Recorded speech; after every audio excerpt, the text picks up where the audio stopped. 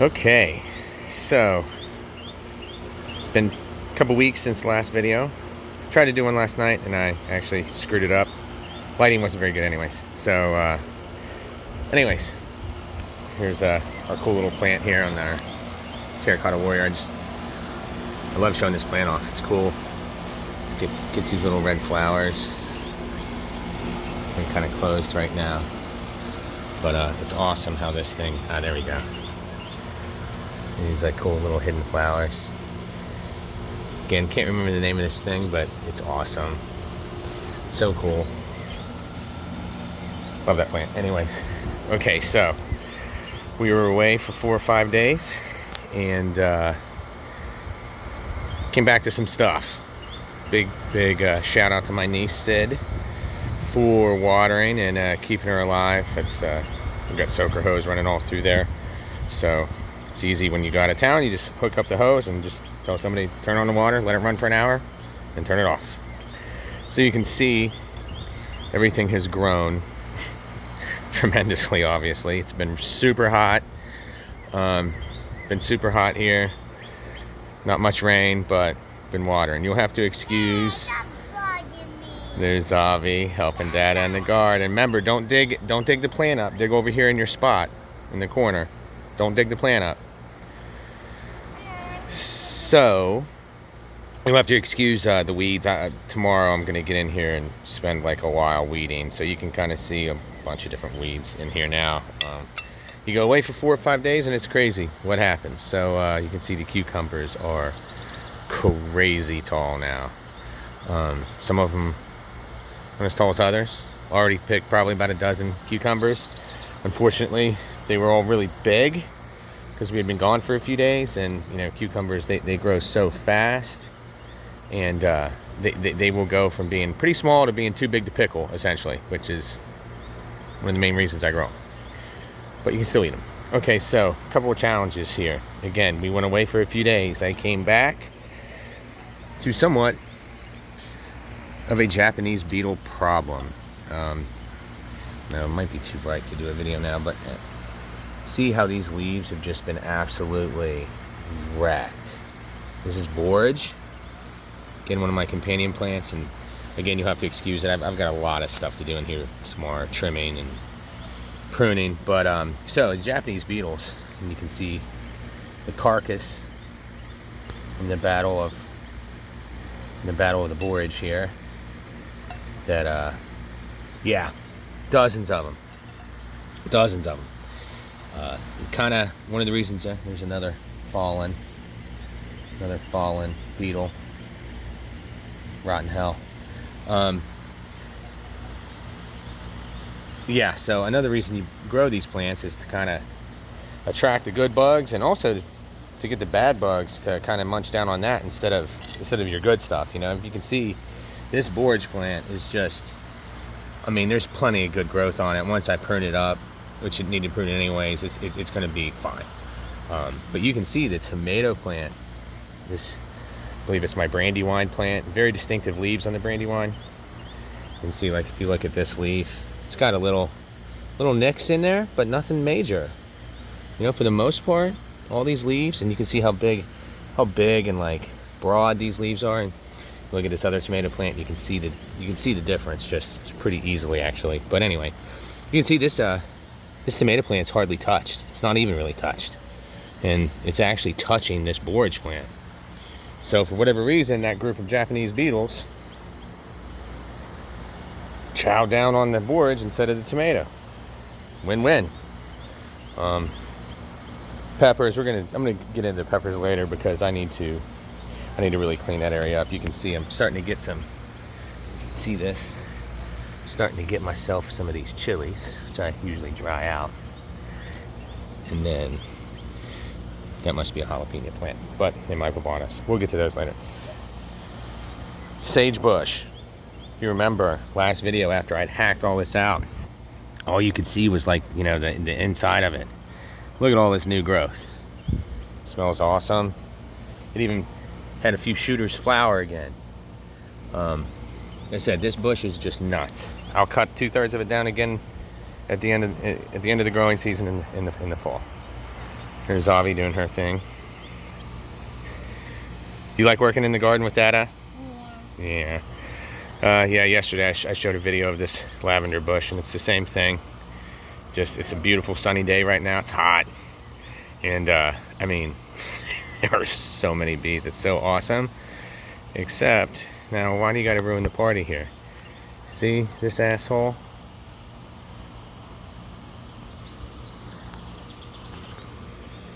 I don't want to spray because of all these bees. I do not want to disturb these bees. However, if I can cut this bastard's head off, I will. I don't know if I got him or not. Might have missed him.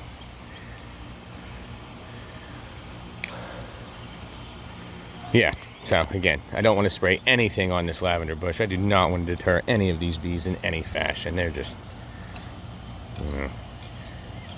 Wish I had the space. I could see myself keeping some bees. I think it's very cool. But, just unfortunately don't got the room. So cool. Beans. Alright, so back to this couple of problems.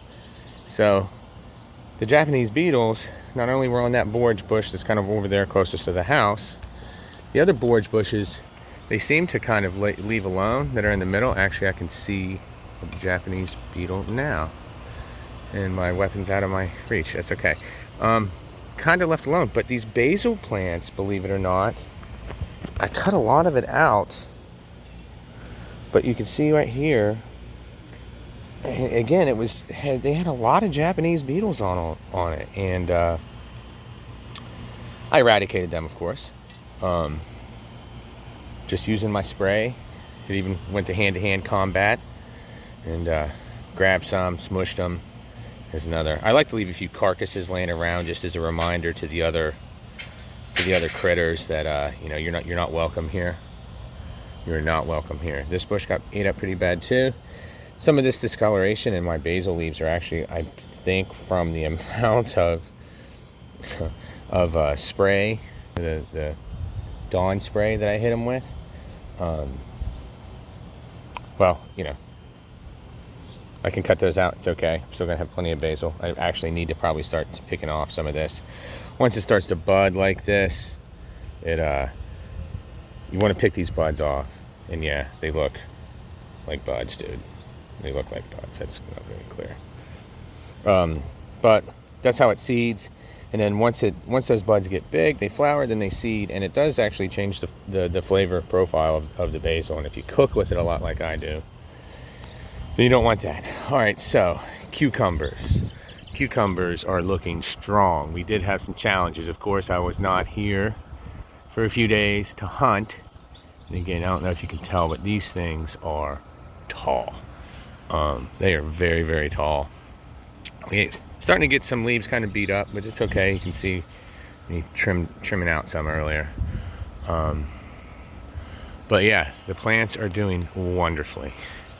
Essentially got a 6-foot pole, and then we have 4-foot poles on top of the 6-foot poles. See, I'll record and do this. You can see that. Right, and this guy's already draped over the top and coming back down. And let's just go ahead and walk, get the ammo. So, dang cucumber beetles. I noticed last night we're getting pretty bad. You're never going to eliminate them all. I noticed too when I gave the plant a shake, a lot of them flew off. Then I was able to track them and then destroy them. What's that? That is not a cucumber beetle. That is some kind of a spider. You are most welcome. Please set up shop, eat. So, but you can tell that, like, see this little bit of damage. Oh yeah, and there's a fallen one too. Killed him a few minutes ago. You can see a little bit of minor damage there. And that is from either those guys, or we had discovered a new enemy in here last night as well. And that is a squash bug. Squash bugs are bigger, gnarly looking. I did squash and zucchini last year, and they did a number on it. I got to the problem late, and I didn't realize what was going on. And there's one of the bastards now. They're square. That look like a stink bug. That's a small one. That's like a juvenile. They get really big. I thought at first that it was some kind of a hunter. And I thought, well, you can, you're almost like an assassin bug. Like, yeah, you're welcome. But not now. No.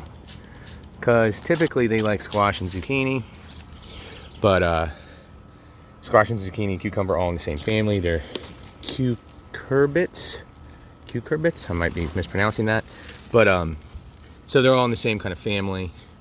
And that means that even though they prefer squash and zucchini and I guess pumpkins, they'll dig on some cucumber as well. So this morning I went in and eliminated some of those. And you can kind of see some of the different varieties of cucumber that I have. There's one of my long, good burpless. That's what those are called. Over here we have more of your kind of just pickling variety. See that guy right there? Put my hand in there. I probably pick that, maybe even later tonight. That's the thing, is you can come out here in the morning and see some of these, and then later on in the night be like, oh wow, it's like doubled in size. So, talked about suckers with the tomatoes, which we're going to do more, but since the cucumbers go first, so boom, get rid of that. With the cucumbers, the suckering is really just a never-ending process. And you can see this guy, how far out. See that? And it kind of started growing. It's got a head, and it's just like a new plant. If you follow it down to the main stalk, now that one already has a cucumber on it. But still, what I would like to do is kind of stop it from growing more. They just really, I'm trying to where I will start letting a few on the bottom run up, but really, they add to the clutter. They add to, like this one, I decided I was going to try to let go because it's at the very bottom of the plant, and probably what's going to happen is eventually I'm going to cut the top of this thing off because it's just going to get too big, and then hopefully that little one will grow up and fill in the space between. See, and you just got to always ABK, always be killing, because you spot one of those guys and you want to take them out. You just want to take them out. Squash bug. Squash bug. I don't know if you can see it. Right there, that's a big one. That's like he's ready or she's ready to mate and kill now. And another one right there. Guess what? Oh, already dead. Must have been a carcass from the last night or earlier before I decided to record. So, the challenges with the cucumbers, you can see some of this spotting, which is probably damage from the critters. Again, I was gone for a few days, so what I'll do, well, today I'm not going to do much more, but certainly tomorrow when I come out here and get my real big garden day in, I'm going to clean up a lot of that. You can see that I talk about making sure there's airflow underneath, and when you do the companions like that, you can see that these nasturtiums are really kind of going off now. And I got one there and one on the inside, so being that those are in there, that's going to help. That's going to decrease some of that airflow, and why you want to get the plants raised up off the ground, like some of my tomato plants. Like, again, I need to do some pruning, but and just in general clean it up. But you can see that. What's that? Okay, that you don't have to. I'm done. I'm coming in a minute. But you can see that all the companions, the calendulas and the marigolds, and see.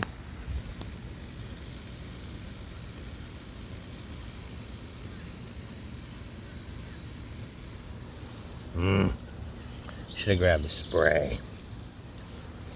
Where'd he go? Anyway, you can see the marigolds are doing awesome. Borage plants are doing fantastic. The nasturtiums are doing great. But just being gone for 4-5 days, you come back and there's so much to do, even in my small space. Some of you guys out there that I follow. See, you got twice, if not 3 times the size of mine. So, anyways, thanks for tuning in.